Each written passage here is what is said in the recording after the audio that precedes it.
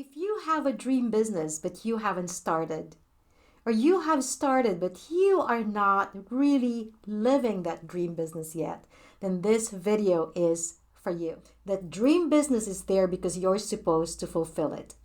And getting you from where you are to manifesting your dream business is what I do best. So give this video a like and hit the subscribe button and the bell so you'll be notified of every video I post on Wednesdays that will help guarantee the success of your dream business.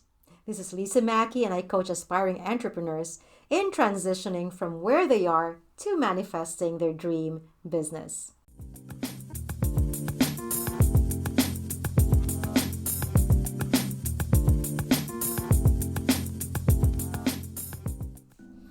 In this video, I'm going to teach you how to manifest your dream business in 3 steps. But before I go there, let me define what a dream business is. A dream business is something that you are passionate about. It is connected to your purpose. It is something that if you don't do, will leave you unfulfilled. Manifesting your dream business means that you are already there, living it successfully, and you are moving forward towards greatness. Imagine this is you, and this is your dream business. And imagine that this is the wall that separates you or hinders you from getting there. Now, what I'm going to teach you in this video are not only 3 steps in manifesting your dream business, but I'm also going to show you the walls that hinder you and teach you how to smash those walls. The first step in manifesting your dream business is to establish a connection between your purpose and your business. Everything about you and what makes you unique points to your purpose.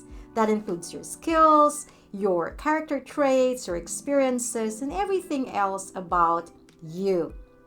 Now, who we are and who we have become has been influenced by external factors, whether it's people's expectations of us, what people told us about us, and even their perceptions. So all these have molded us into the people we are today, which makes it difficult to even find our true identity. Now, to find your purpose is to find your true identity. And to find your true identity means that you have to go back to your childhood and find the consistencies and what has been consistent all throughout your life. So let me ask you a question. What did you want to be as a child? What did you want to become? So it's not so much who you wanted to be, but why you wanted to be like that. I'll give you an example. When I was a kid, I wanted to be a newscaster. And I still remember those days when my dad would drive me to school, and instead of listening to the radio to listen to the news, he would ask me to read the newspaper. And I would read the newspaper like I was a newscaster. So it's not so much about being a newscaster, but being able to relay information to others, which is still what I do now. And so find out what that childhood dream is and the essence of that childhood dream, and that will point to your purpose. Another question you can ask yourself is what skill or what strong skills have been very consistent in you from childhood up to now? Again, I'll give you an example. I grew up as the eldest of 5 kids. So I knew back then that I was second in command next to mom and dad. And I've always found myself in leadership roles. Again, I still remember when I was in the 1st grade, and I introduced myself to my classmates, and then I introduced them to each other. And so I found myself in leadership roles over and over again in the course of my life from the beginning up to this point. And that points to my purpose, because not all the skills we have are point back to our true identity, because some of our skills were acquired because they were required, like skills, like job skills that you were required to do, and therefore you had to undergo training and you became good at it. But that doesn't mean that that is your true identity. So find what has been consistent from childhood up to today, and that will point you back to your true identity. Now, once you've found your true identity, then you will find your purpose and connect that to your business. Because once you have connected that, and once your business is built on your purpose, everything will just flow naturally from you. And because of that, you are going to attract and manifest your dream business. The second step to manifesting your dream business is exercise faith. And the wall that blocks that is fear. Now, that fear is very crippling and paralyzing. It can suck confidence out of you. It can keep you stuck. So how do you break that wall of fear? The only way to do that is to confront it. But you need to know your enemy. So break apart and dissect your fears. What are you afraid of? And why are you afraid of it? Is there something in the past that happened that made you afraid? Again, let me give you an example. I've been in business for a long time. And I've had different businesses and so many different projects. And a lot of those projects succeeded and some of them failed. But for some reason, those failures scared the crap out of me. And so I started analyzing and breaking apart those fears. And I found out that the reason for their failure was because I wasn't really good at those things. I wasn't passionate. And I also did not plan well. Now, some of your fears may be lies, which means they're not true, which means it's because of what somebody else told you that's not true. So if that fear is a lie, you better start speaking truth over it. If somebody told you you're not going to succeed and you're scared that you are not going to succeed, then that is a lie. And you have to start speaking the truth over it and say, I am going to succeed. Now, if it's not a lie and if it's something based on facts, just like what happened to mine, then find a solution for it. When you find the problem and the reason for the problem, then it's easier to find a solution. And when you find a solution, then work on that problem. Then you're going to be able to overcome your fear.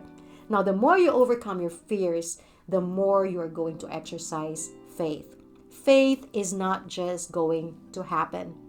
You have to make it happen.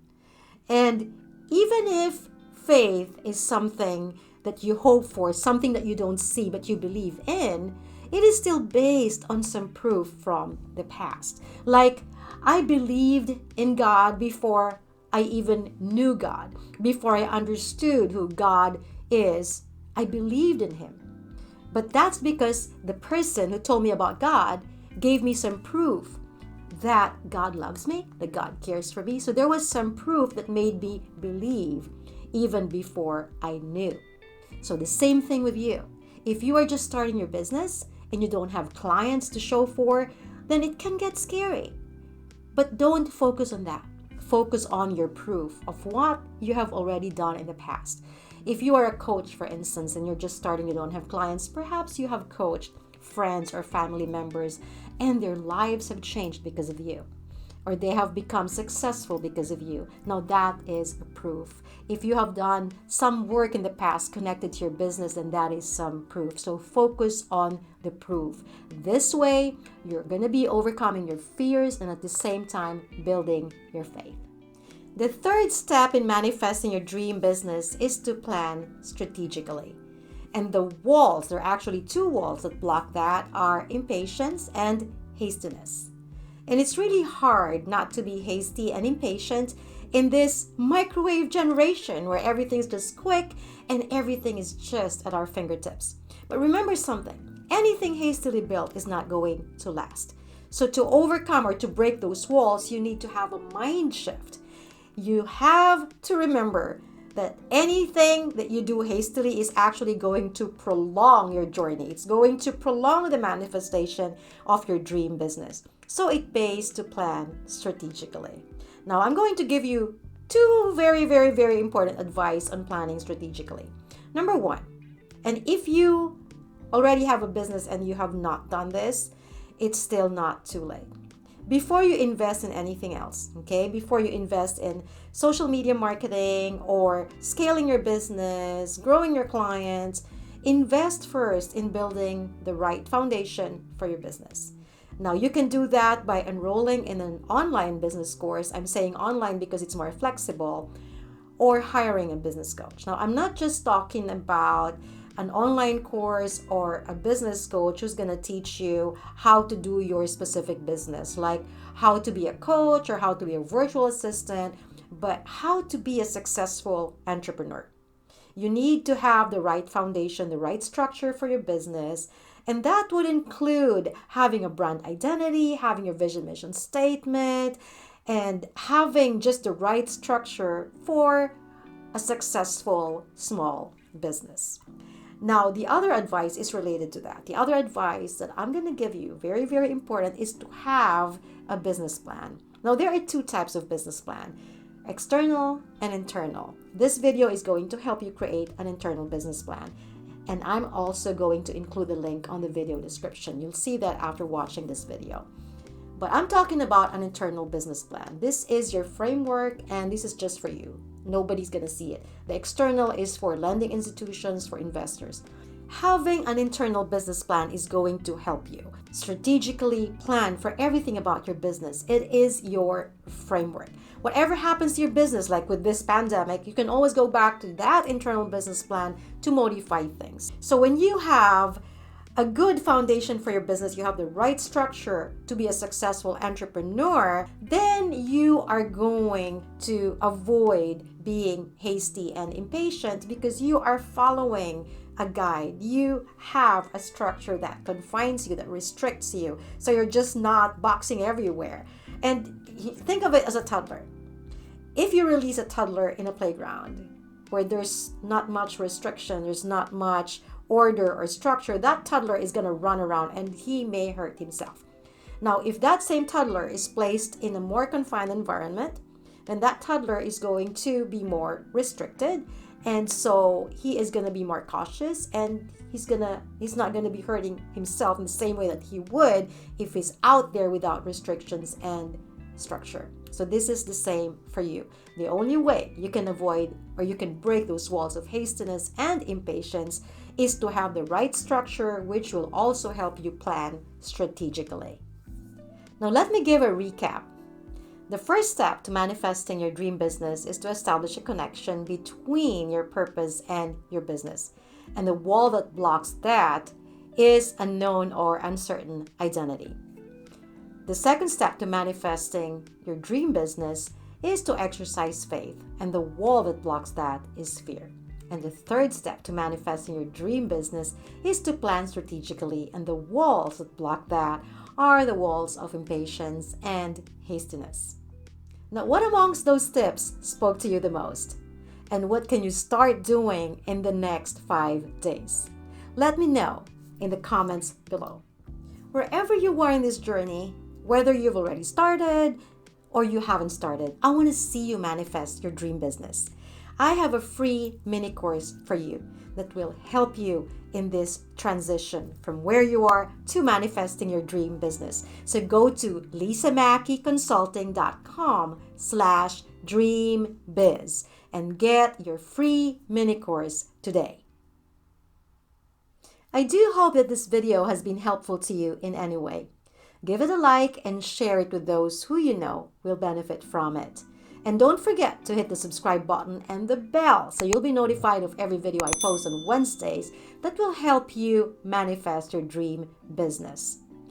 Thank you so much, and I'll see you again next time.